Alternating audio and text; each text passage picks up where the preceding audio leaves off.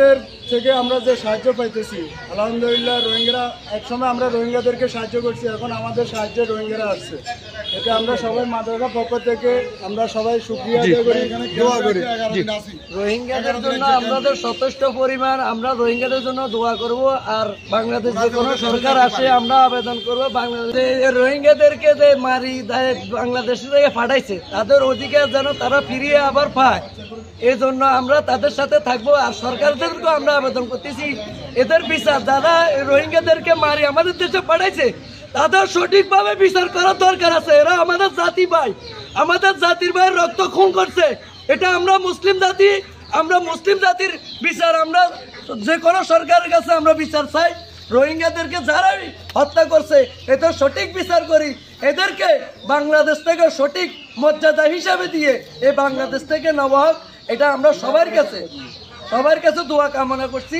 সবাই মুসলমান যেন একসাথে এই রোহিঙ্গাদের পাশে দাঁড়ায়, আমরা আছি, ওনারা আমাদের পাশে থাকবে ইনশাআল্লাহ। জি ওনাদের বেশি শুক্রিয়া। আরে এন্ডিলাকান বম হতা হন কি মতো হতা কেন আর তো বেশি দিলাম আর তো কোন লাগে যেটা আরে ফাটাইয়ে আইনি তেরে জানাই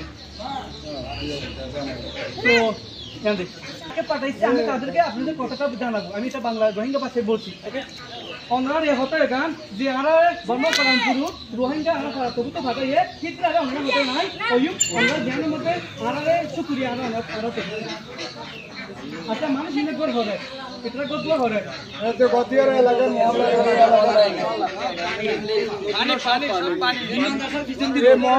মহল্লা সবগুলো এখানে আছে। এই মহল্লার ভিতরে প্রচুর পরিমাণ কোমর পরিমাণ পানি, এই কারণে মহল্লার সবাই আমাদের এখানকার অনেক বাড়িঘর গেছে। আমরা আরো অনুদান চাই।